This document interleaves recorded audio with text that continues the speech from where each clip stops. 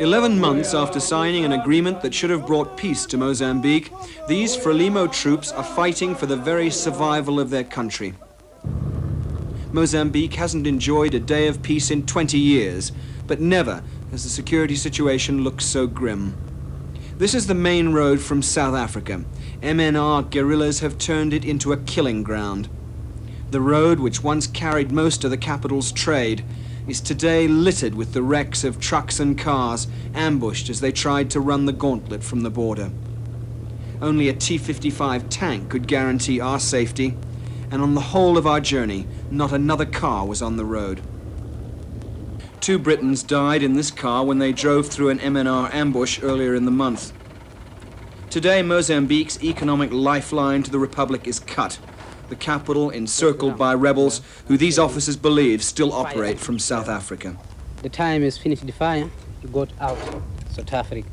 Back into South Africa? Yeah, South Africa. And it's not Mozambique, in South Africa. And it's economic targets that have become the guerrillas' priority.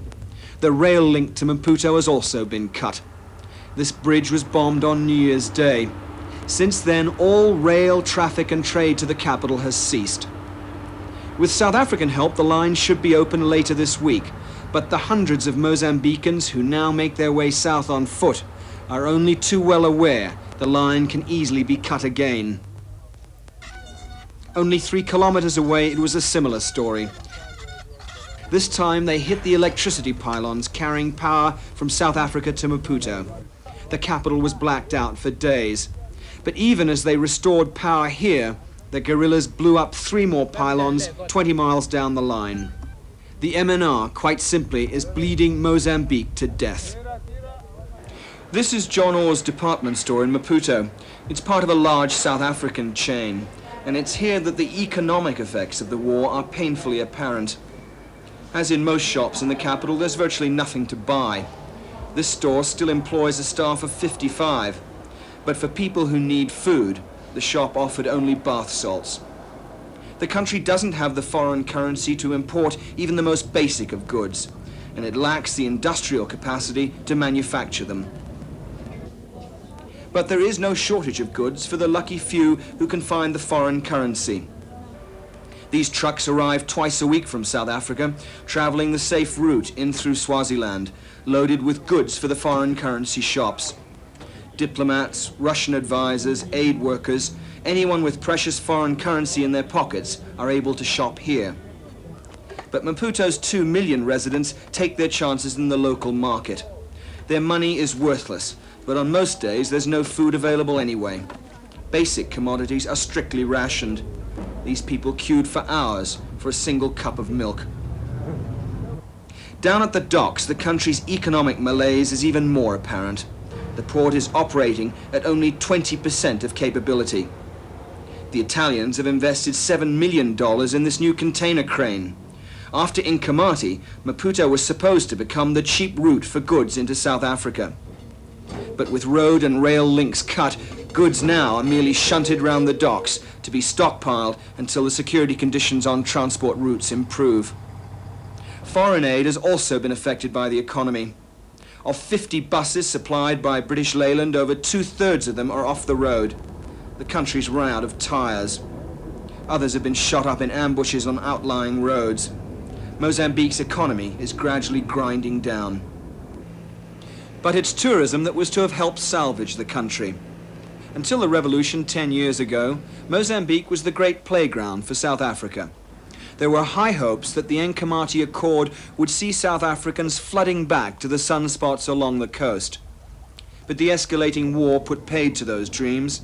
Today, the only people poolside at the Polana Hotel in Maputo are the children of diplomats and Russian military advisors. And for the few visitors, the only safe way to travel is by air. Tens of thousands of South Africans used to holiday here.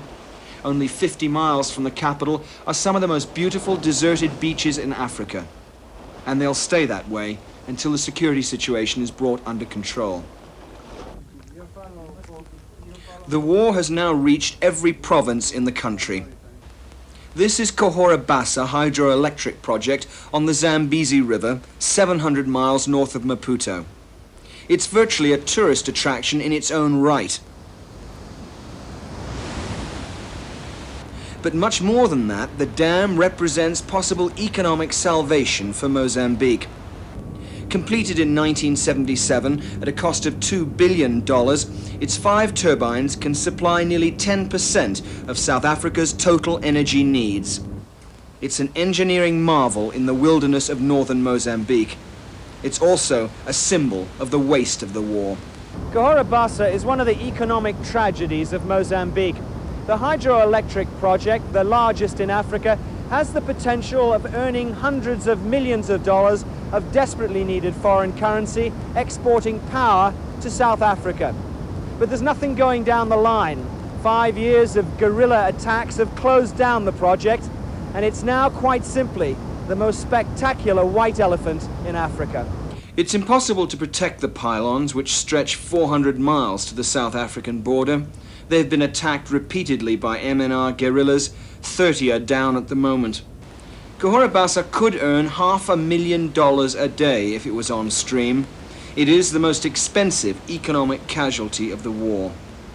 But despite the recent successes of the MNR, Mozambique's security minister is convinced the rebels don't enjoy the support of the people. Who is that organization, if you want it to be an organization composed of former agents of the political police of this country, former elements of the most repressive forces of the colonial period? Who is this? Al Capone was very powerful in Chicago. Was he a force? Was he representing an alternative to the people of the United States? Or for that matter, the mafia is very powerful. Representing a force, an answer for the people?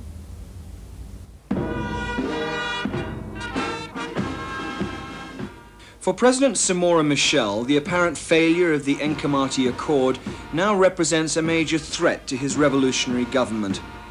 For a Marxist leader, to sign an agreement with South Africa was an act of desperation, bitterly opposed by some members of his own cabinet. His Russian-trained Frelimo forces have proved themselves powerless to put down the MNR, with South Africa also unable or unwilling to bring the guerrillas to heel. Samora Machel is a popular president with the backing and respect of his people. He'll have no option but to scrap the accord if the fighting continues, and he'll look to both East and West for military assistance. Force of arms and not diplomacy will then settle Mozambique's future. Pieter, ITN in Maputo.